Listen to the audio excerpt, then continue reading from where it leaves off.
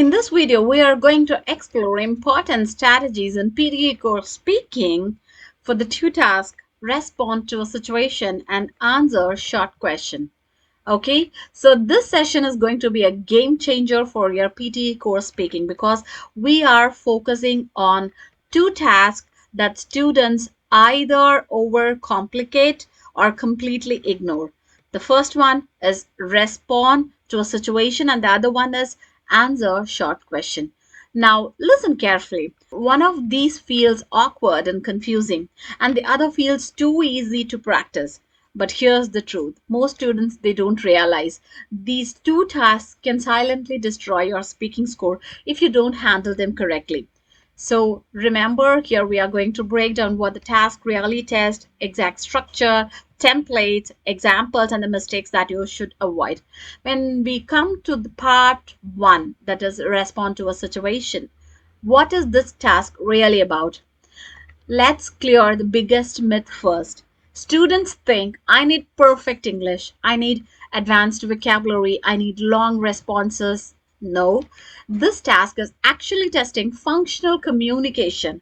Can you respond naturally in real life situations? That's it. Not grammar perfection, not fancy words.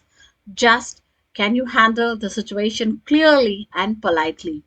So, when we talk about the task structure, here's what happens. You read and listen to a situation, and you will be getting a few seconds to prepare.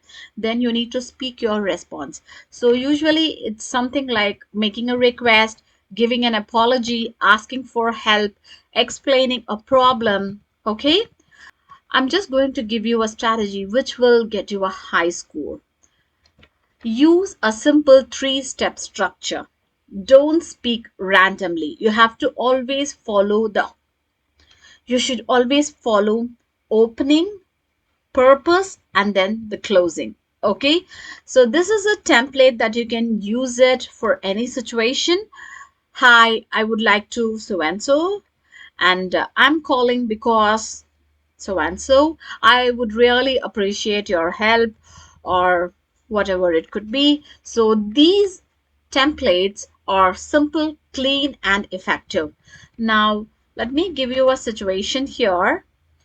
You borrowed a book from your friend, okay, and lost it. You have to call and apologize.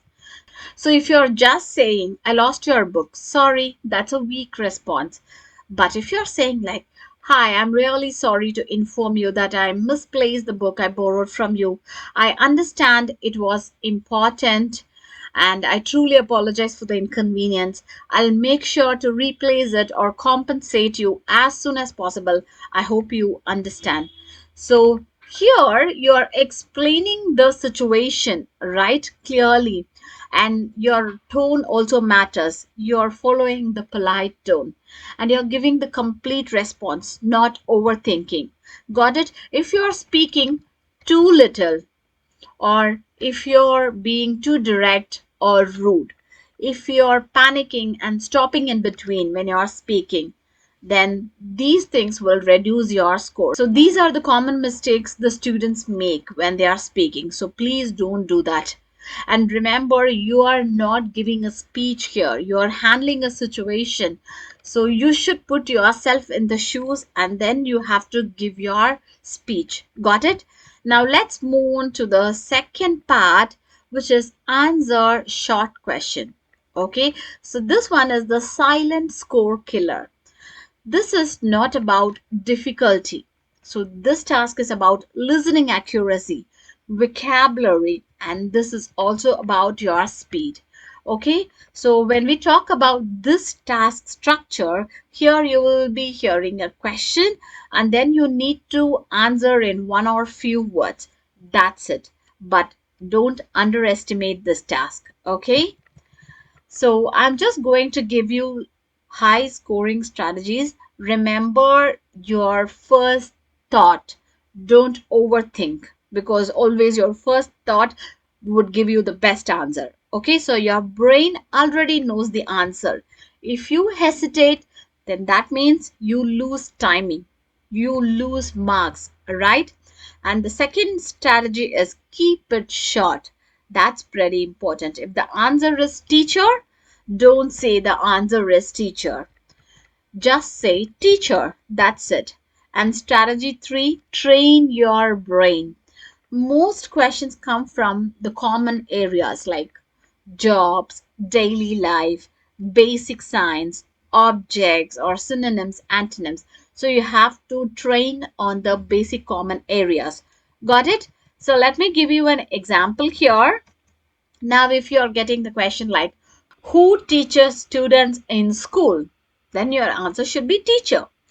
If you're getting question as, what do we use to cut paper? Then your answer should be scissors. What is the opposite of fast? Slow. Which animal is known as man's best friend? Dog. That's it, right? So don't try to give full sentences and don't mishear the question. Don't take too long to respond. Okay, you need to focus on keywords while listening, not the full sentence. So let me make this very clear. Respond to situation is not about perfect English. It's about clear, polite communication. And answer short question is not about difficulty. It's about speed and accuracy. Got it? So when it comes to answer short questions, you have to focus on catching the keywords instead of trying to understand every single word in the sentence. The moment you hear something familiar, then you have to respond immediately because your first instinct is usually correct. And don't convert your answer into full sentences. Just say the exact word or phrase needed. You have to speak clearly and at a steady pace so the system can pick up the pronunciation easily. Okay, and try to avoid long thinking pauses because even a correct answer can lose marks if your response is delayed. If you're unsure, then you can give a quick logical guess rather than staying silent because silence affects your fluency score more than a wrong answer.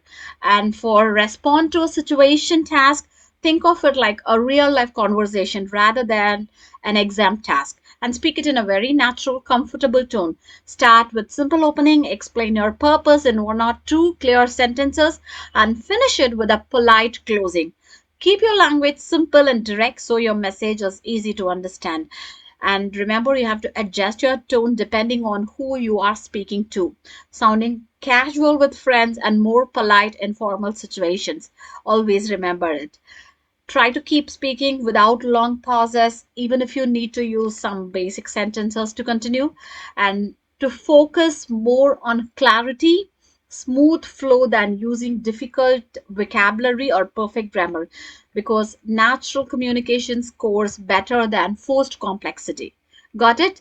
So let me make this very clear. Respond to a situation is not about perfect English. It's about clear, polite communication. And answer a short question is not about difficulty. It's about speed and accuracy. That's all for today's video. Kindly like, share, and subscribe for more PT core tips. See you in the next video. Bye bye.